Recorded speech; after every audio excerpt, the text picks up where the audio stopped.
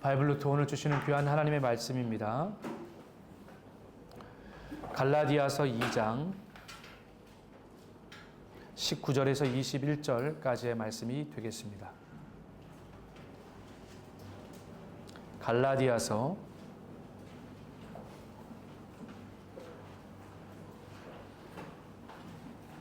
2장 19절에서 21절까지의 말씀, 같이 우리 세 절의 말씀입니다. 함께 읽습니다. 시작. 내가 율법으로 말미암아 율법에 대하여 죽었나니 이는 하나님에 대하여 살려 함이라. 내가 그리스도와 함께 십자가에 못 박혔나니 그런즉 이제는 내가 사는 것이 아니요 오직 내 안에 그리스도께서 사시는 것이라. 이제 내가 죄 가운데 사는 것은 나를 사랑하사 나를 위하여 자기 자신을 버리신 하나님의 아들을 믿는 믿음 안에서 사는 것이라. 내가 하나님의 은혜에 패하지 아니하노니 만일 의롭게 되는 것이 율법으로 말미암았으면 그리스도께서 헛되이 죽으셨느니라. 아멘. 오늘 갈라디아서의 말씀을 여러분들과 함께 나누도록 하겠습니다.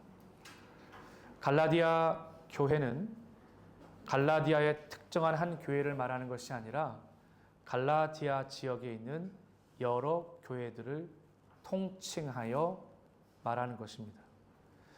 바울은 왜 갈라디아 교회에다가 편지를 써 보내려고 한 걸까요?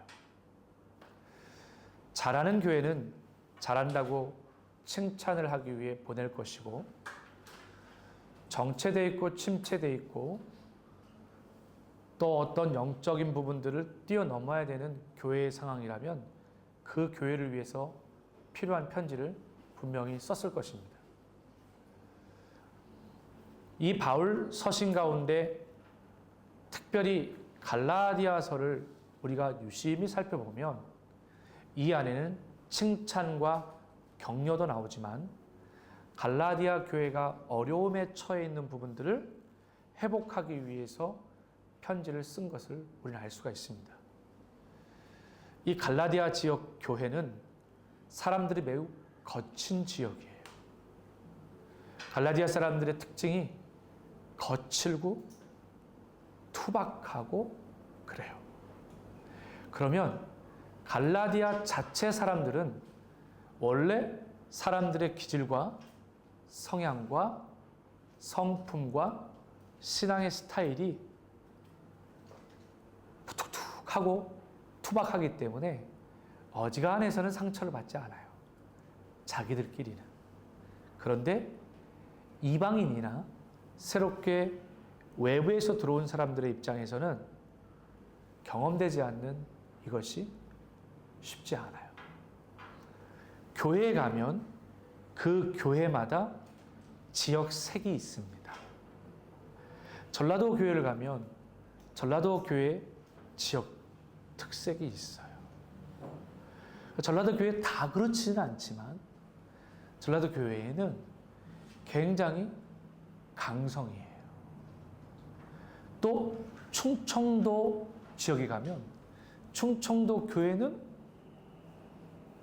다 좋습니다 같은데 나중에 이렇게 말이 나오는, 항상 말이 나오는, 집에 가서 고민해보고 생각해보니 이게 아니네 하고 생각하는 뒤가 있는 교회. 경상도 스타일은 어때요? 지역적 특색이 강해요. 강해요. 그러면 다 지역 특색이 다 있어. 근데 최근에는 그 벽이 허물어졌대요.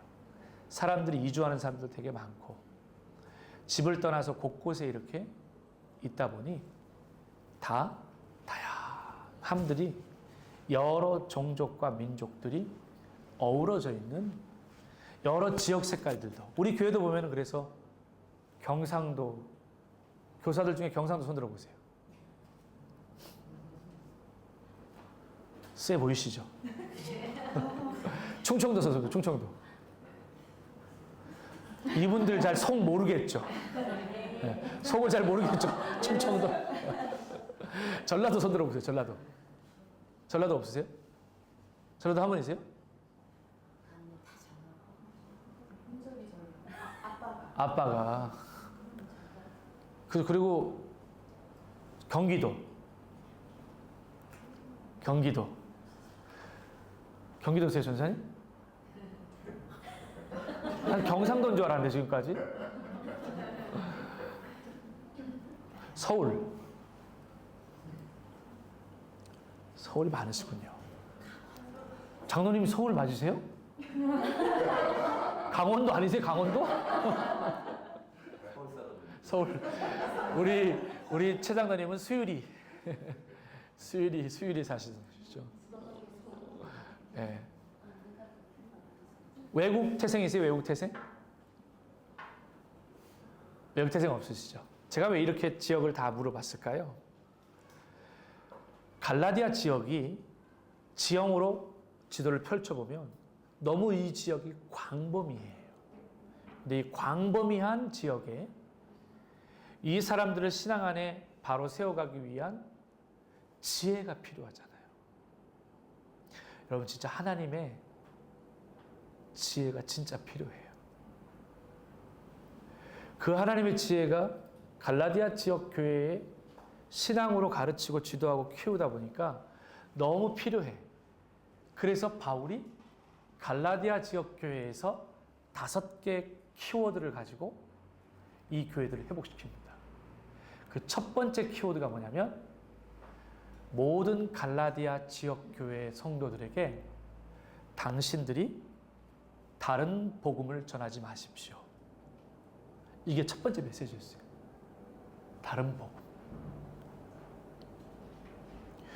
이 사람들은 이렇고 저 사람은 저렇고 이런 얘기 하지 않았어요. 기도 가운데 진짜 중요한 메시지가 흘러나온 거예요. 갈라디아에 있는 여러 지역교회 여러분, 다른 복음 전하지 말고 예수의 복음 전하라. 이 다른 복음이 무슨 복음이에요? 다른 이단의 교훈이나 아니면 구원파의 교리냐, 이게 아니에요. 여기서 말하는 갈라디아 교회에서의 다른 복음은 내가 복음입니다. 내가 원하는 대로, 내가 의도한 대로, 내가 희망하는 대로 되어져야 되는 복음. 그러니 그 복음의 중심에는 가장 우상이 자신으로 이렇게 드러나게 되죠. 두 번째, 오늘 본문에서 바울이 어떤 지혜로 메시지를 전하냐면 모든 갈라디아 사람 여러분, 여러분은 죽고 예수님만 사셔야 됩니다. 이게 복음 메시지였어요. 첫 번째하고 두 번째하고 너무 비슷하지 않아요? 그러면 갈라디아 교회를 치료하는 가장 최선의 방법은 자기 중심에서 예수 중심으로, 내 복음에서 주의 복음으로, 내 중심에서 나는 죽고 예수가 살게 하는, 그 다음 주에 되면 또 다른 대책이 나와요. 이 부분에 있어서 말씀을 보면 내가 율법으로 말미암아 율법에 대하여 죽었나니, 사람들이 율법 앞에서는 잘 죽었어요. 사람들이 율법 앞에서는 죽었어요. 율법이 그렇게 하라 그러면 그렇게 다 따랐거든요. 그래, 율법 앞에서는 다 죽은 사람들이야. 근데 정작 예수의 복음을 전하고 왔더니 율법 앞에서는 맨날 죽는다 하던 사람들이 예수 앞에서는 산다가 되는 거예요. 그러니 예수님이 율법보다도 못한 사람이, 예수님이 전한 말씀이 율법보다 못한 것이 되어버리고 그렇게 되어져 버리는 거죠. 그래서 바울은 이 율법을 흔들어 깨야 되겠다. 그래서 도전한 것이, 기억해라. 그리스도와 함께 십자가에 못 박혔다. 죽었는데 자꾸 살았다고 자꾸 착각하지 마라. 십자가에 못 박혔다라고 딱 단정 짓습니다. 죽었지 않냐? 죽었으면 이제 네가 사는 게 아니라 너 안에 그리스도가 살아야 되는 거 아니냐. 이렇게 도전적으로 메시지를 전해요. 여러분, 이제 2024년을 마치고 2025년으로 나아갈 때 여러분 진짜 예수님이 사셔야 됩니다. 진짜 교사가 되기 위해 예수님이 사셔야 돼요. 그리고 여러분들이 조금 투명해질 필요가 있어요. 여러분들이 투영해져야 돼요. 그대로 보여지는 투영함이에요. 말씀 앞에서 내 모습이 투영되어지고 그 십자가 앞에서 내 모습이 투영되어져야 돼요. 잘 모르겠어가 아니라 그렇게 투영되어지는 모습을 통해서 우리는 주의 십자가 앞에서 가려지지 않는 그 투영되어지는 모습을 통하여서 새롭게 지어져 갈 수 있어야 돼요. 그래서 그런 일환으로 시작되어진 것이 올해 큰 결단이에요. 큰 결단이 바로 새롭게 사역자들을 전환하고. 왜 리스크가 없겠어요? 왜 리스크가 없겠어요? 그건 하나님 앞에 기도로 넘겨드린 거예요. 그럼에도 불구하고 더 하나님의 그 역사들을 세워가기 위한 중요한 결단을 한 거예요. 이런 결단을 하면서 또 하나 중요한 요청을 드렸어요. 자원이라는 것이었습니다. 자원하여 섬길 수 있도록. 그래서 이 자원의 마음을 하나님 기뻐하셔요. 예배는 자원이 될 수 없으면 예배가 될 수가 없습니다. 성막에 울타리가 쳐져 있는데 그 성막의 울타리를 넘고 안 넘고는 그 성막 앞에 제물을 갖고 온 사람에게 달려져 있어요. 그래서 그 제물을 가지고 성소에 들어가 짐승이 죽는 모습을 보며 내가 죽어야 하는데 대신 짐승이 죽고 있는 모습을 통하여서 투영하는 거예요. 내가 죽어야 되는데 짐승이 죽었네. 그 짐승의 피를 성소에서 뿌려요. 그 뿌리는 순간에 우리는 시은자라고 하는 이 두 그룹이 마주하는 시선이 교차하는 곳에, 언약궤의 가장 중요한 포인트는 두 그룹이 날개를 이렇게 하고 있는데 이 두 그룹 날개의 시선이 서로 교차하는 곳이 어디냐면 시은좌예요. 거기에는 피가 뿌려지는 곳이에요.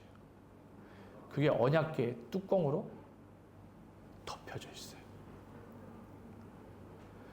그것을 통해서 우리는 투명해집니다. 성경 그대로 본다면 주님의 은혜의 보좌 앞에 나간 우리는 그 십자가 보혈로 말미암아 죄 씻음 받으며 우리는 주님 앞에 하나도 숨길 것 없이 투명해지는 거예요. 그래서 그 은혜의 보좌는 드러나는 기능을 하는 거예요. 드러내심의 기능이기도 해요.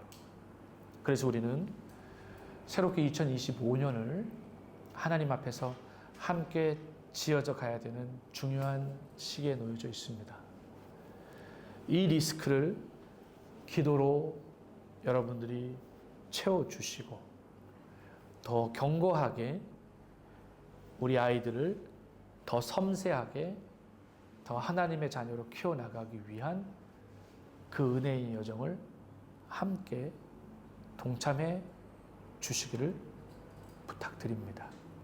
그래서 함께 세워진 사역과 또 세워진 임원단들과 이분들과의 사역을 하게 되어질 때 새 은혜를 부어주실 것을 구하십시오. 다시요, 헌 은혜를 말하는 거 아니에요. 뭐라고요? 새 부대에 새 은혜가 담겨질 수 있도록 하십시오.